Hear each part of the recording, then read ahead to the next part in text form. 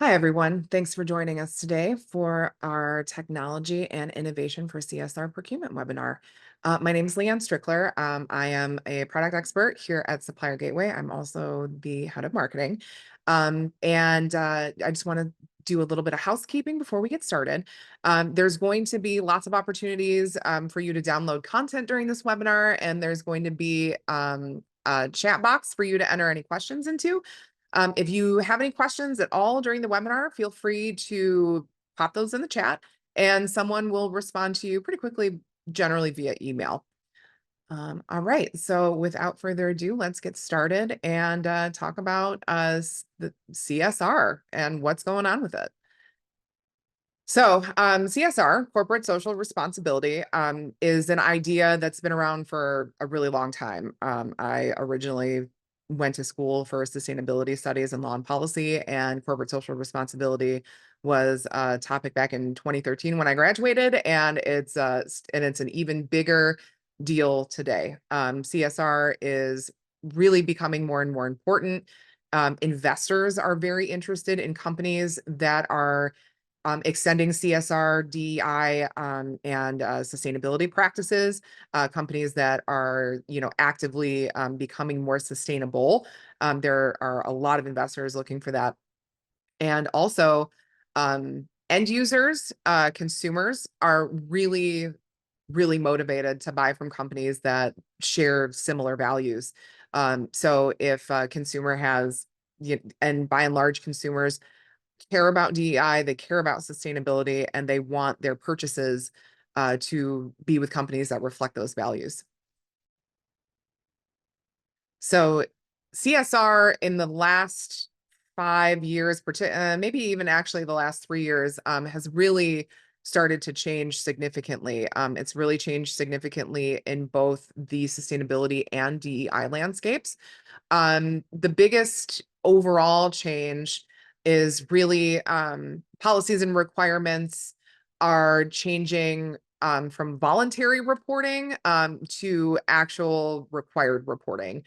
The other thing that's happening too is that DEI departments, inclusive procurement folks, they're often getting laid off, unfortunately. DEI positions have been disproportionately hit by layoffs lately, specifically in the tech industry. And there's a lot of combining of both sustainability and DEI into one position. So in terms of regulations, though, one of the biggest ones that we've been having to deal with, both the initial change, the initial presentation of and then changing thereof, is the mandatory reporting of greenhouse gases that the EPA put into place. And what this originally did in the US is it required companies of certain sizes to report greenhouse gas emissions annually. However, in 2022, the Supreme Court ruled 6-3 that the EPA actually cannot set state level caps on carbon emissions under the Clean Air Act of 1970. The Clean Air Act does not give the EPA the right to do that, according to the Supreme Court. So ultimately, this Supreme Court ruling limited the EPA's power to control emissions and mitigate climate change. And this really ended up slowing down the US's transition to clean power. Ultimately, this ruling also includes an issue that's referred to as the major questions doctrine, which states that anytime an agency does something big and new, the regulation is now going to be presumed invalid unless Congress specifically authorizes the regulatory body to actually regulate in this area. The big contention here is that Congress did give the EPA the right to regulate air quality in the Clean Air Act of 1970. So this is why this is kind of a contentious ruling.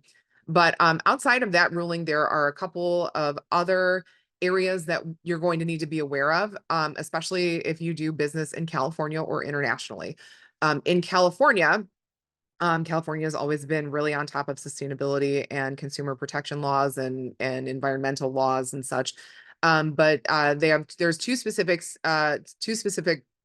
sustainability reporting laws in California, SB 253 and SB 261. And these require public and private companies that do business within the state to disclose their greenhouse gas emissions and climate-related financial risks. The laws require companies to publish their first sustainability report by January 1 of 2026, which gives us about a year and a half. And then every 2 years after that, or receive hefty fines. That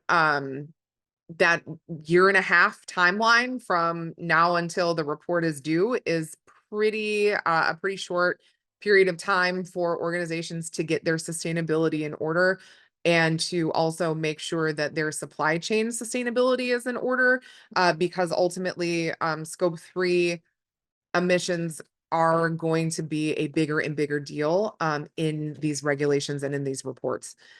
Now, in the EU, there's the Corporate Sustainability Reporting Directive, which is called the CSRD. And this is an environmental, social, and governance standard for companies that are doing business in the EU. And this was passed in November of 2022 and went into effect on January of 2023. There should be some blog posts linked in the notes for this webinar that dive deeper into this particular regulation. I think there's one for the California one as well. If there's not, head to the Supplier Gateway website. We've got lots of information about how you can prepare to report for these specific initiatives. Anyway, the CSRD aims to make corporate sustainability reporting more common, consistent, and standardized. And it also requires companies to disclose information on how their business activities affect the planet and its people, how their sustainability goals, measures, and risks impact the business's financial health, energy usage and costs, emissions metrics, and more. The other thing that is also required in this report is diversity information on company boards in terms of age, gender, educational, and professional background.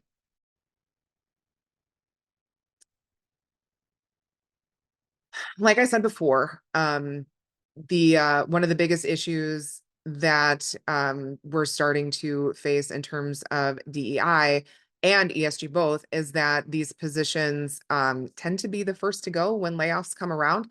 And a lot of times their responsibilities get brought together under a couple of people that probably don't have enough time to be doing both of them at the same time. And these layoffs are disproportionate, like I said before.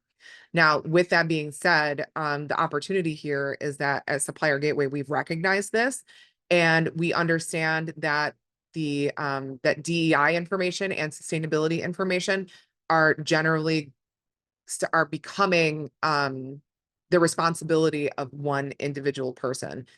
There are lots of tools that exist on the market today that help you measure DEI and that help you measure sustainability initiatives within your supply chain. But Supplier Gateway is uniquely positioned right now in that we are the only platform out there that is offering both DEI and sustainability information within the same environment. So just a little bit about Supplier Gateway in and of itself. We've been around for well over 20 years, and we have real expertise in supplier information management. We started out in the aerospace and defense industry. We totally understand how important and confidential supplier information is. And since then, we've evolved into a global, comprehensive supplier information management solution. So what that means is that we are an end-to-end solution for all of your supplier information management needs. And what that means is that from the time you onboard your suppliers until you decide you're not doing business with them anymore and offboard them, we can handle all of that supplier information, regardless if it's DEI information, risk information, sustainability information, even day-to-day things like insurance forms, W-9 forms, making sure that certifications that are required to work in your industry are up to date, et cetera. Also, a little bit about Supplier Gateway is we're actually a minority-owned company, and we are deeply committed to social impact initiatives like corporate social responsibility. We also we think it's really important to facilitate access to diverse suppliers, to sustainable suppliers, and make sure that organizations have the tools and resources they need to actually engage these suppliers. But we are really big on sustainability and social equity within our own company mission. And I think that's really what drove us to develop this particular CSR package. So the CSR bundle, which is why you all are here, it's really two of our platforms put together. That's our supplier diversity platform and our sustainability assessments and reporting platform. So it's those two combined, and essentially what you get is a lot of different ways to slice and dice very specific data about your suppliers. So with you can enrich your supplier data when you come into the system. You can then, you can report on tier 1 and tier 2 diversity spend. You can report on the economic impact that your diversity spending is actually having. You can also bring in your Amazon business spend and count that towards your diversity initiatives. And then we've also got a really great way to engage diverse, sustainable suppliers via our sourcing platform.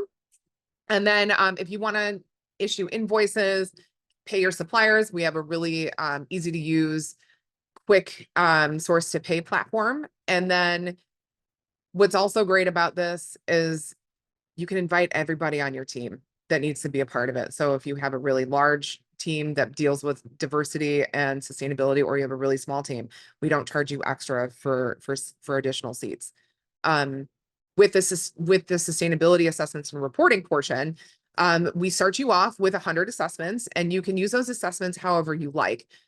We have 4 different assessments that we offer, which I'll go through once we get to the demo. And when the assessments are returned to you, we actually generate a report individual to the suppliers that you have decided to assess. And with that being said, I am going to get us into the platform, and show you around. Okay, great. Now we are in the Supplier Gateway system. And the first thing I want to show you guys is the data enrichment console that we have.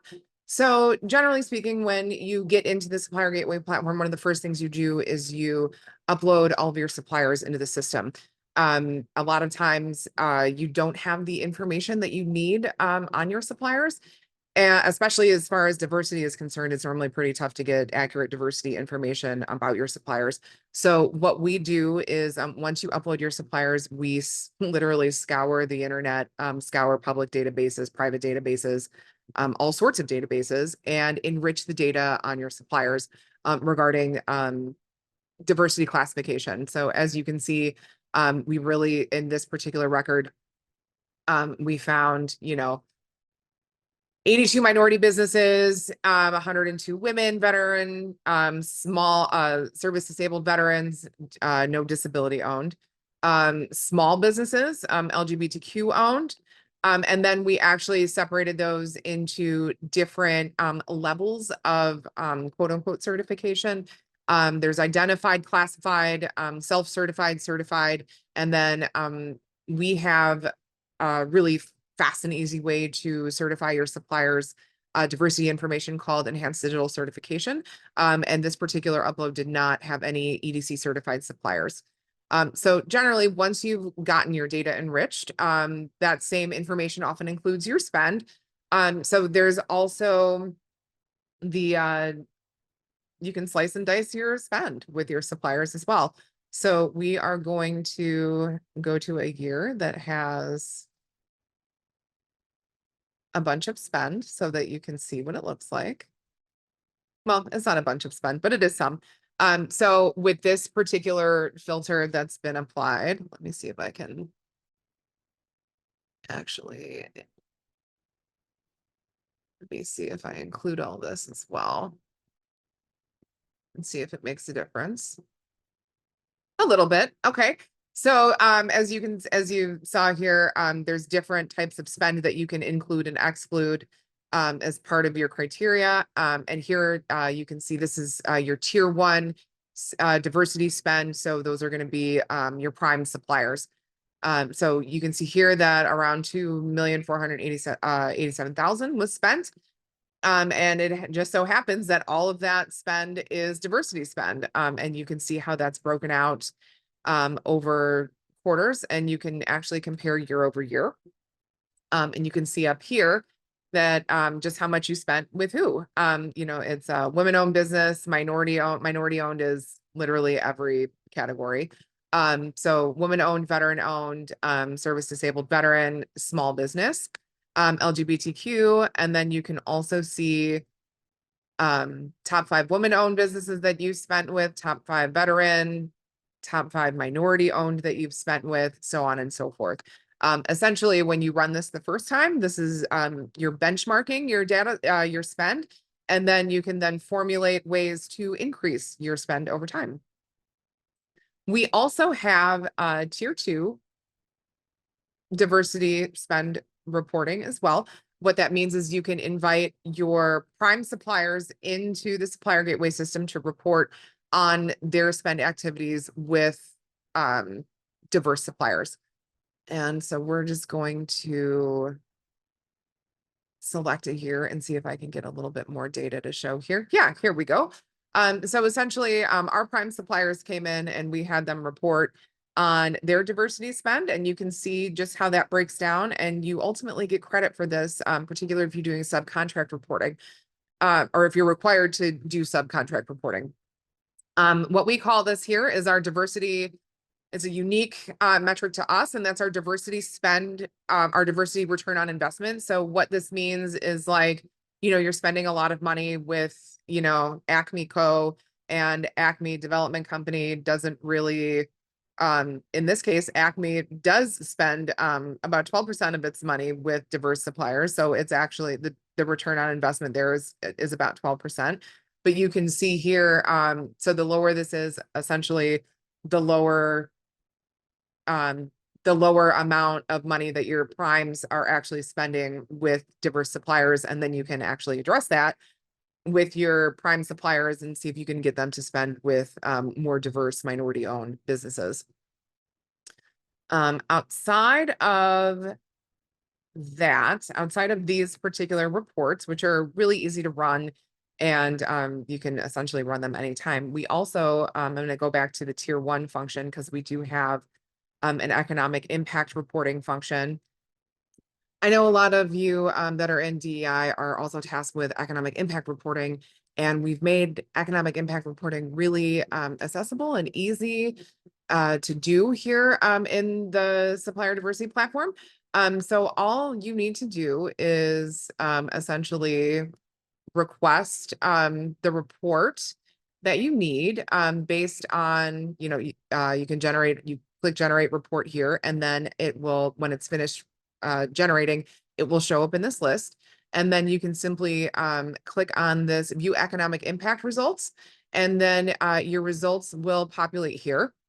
And then, as you can see, this takes all of your tier 1 spending and puts it into economic impact terms. We use the RIMS 2 model, which is what the US government uses. So there's other economic impact models to use, but we figure why not go with what the big guys are using. So you can see here that the spending that was done here supported a total of 124 jobs. This total compensation means that all direct, indirect, and induced employees, this is the amount of money that they have made, that they should have made, or that your spending has supported. There we go. And then this is the total value added to the US GDP. And then this is the economic activity generated, the total output that your spending has added to. You can also see the classification of your spending based on certification classification type, and the industries that you have supported jobs in. Yeah, this is the total job supported compensation. All of this that was Up here, this is now broken down by classification and by NAICS code by different business types. When your organization is ready to expand your diversity initiatives, Supplier Gateway actually has a diverse supplier sourcing tool right in the platform itself. What's really great about this is you can search by certification, you can search for new suppliers by location, country.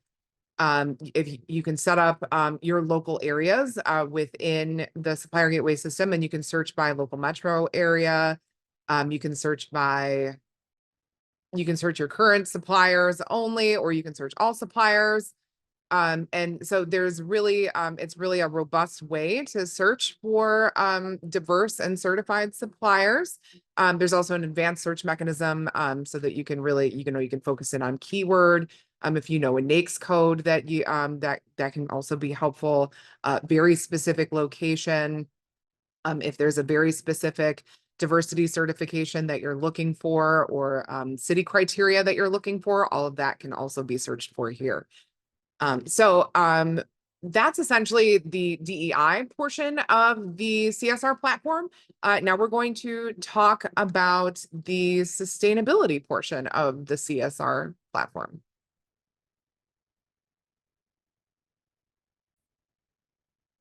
Okay, now this is the sustainability side of the CSR platform, and this is our sustainability assessments and reporting console.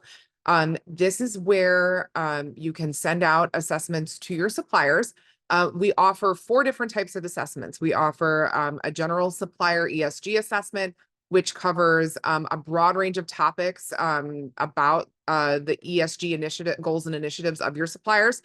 That's going to include things like greenhouse gas emissions, the presence of an ESG program at all, any type of governance, human welfare, different metrics within the supplier's business itself.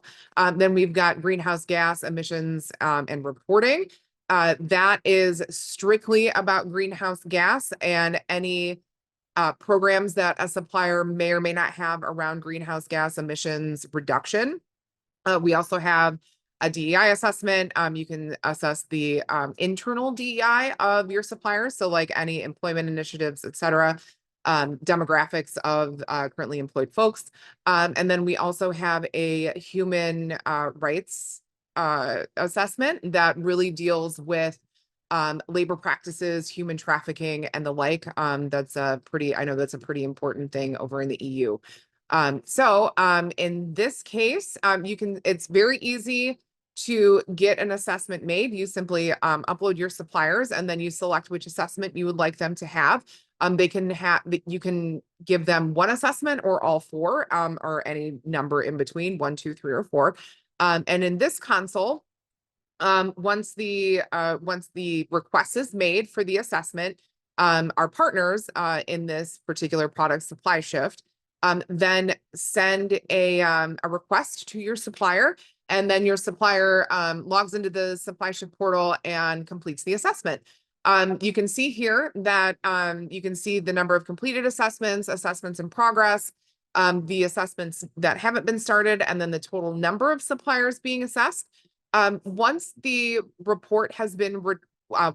supplier has been assessed, SupplyShift sends us the results, and then we compile the results into a report on the supplier. And I'm going to show you that report here in just a moment.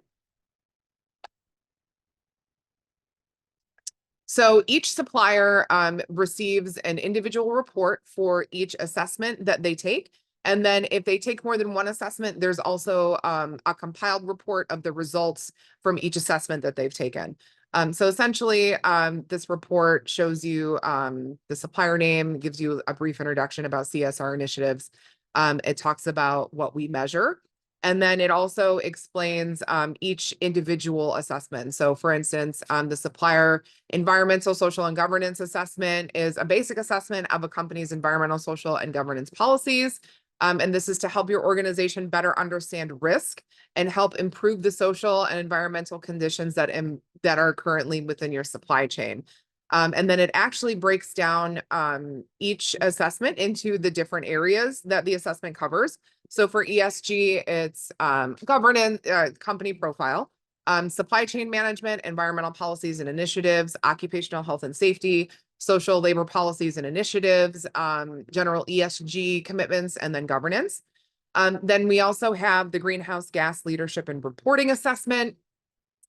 This assessment helps your organization understand which suppliers are actively reducing GHG emissions and mitigating climate risk. This assessment looks at each supplier's overall carbon emissions and how accurately a supplier measures, tracks, and reports their carbon footprint. And this also includes what a supplier is doing to reduce their emissions and any ongoing GHG mitigation programs. So this is very, very specific to GHG, as I just said.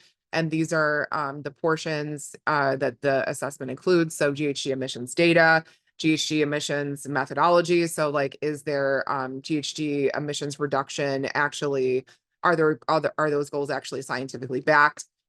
General information, then there's another category here.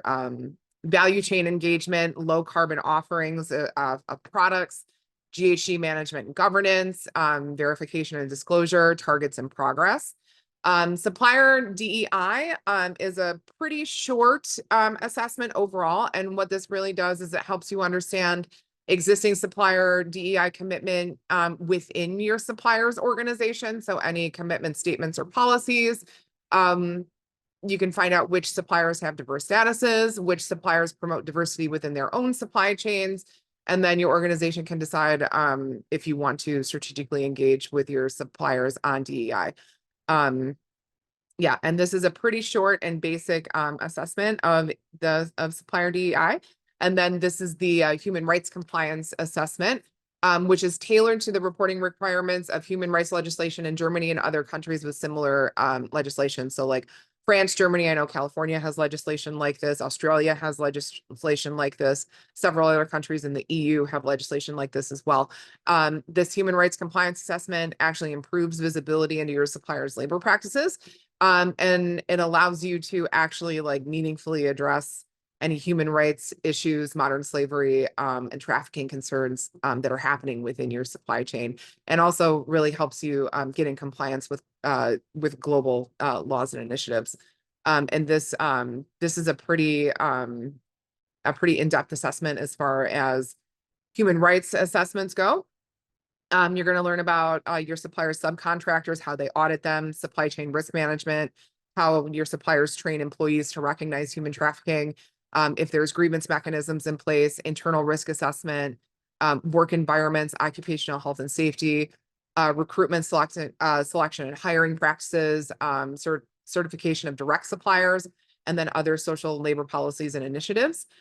So these are the 4 assessments that are on offer. And then once we get into the results, you'll see which assessment, you'll be reminded of which assessment you chose.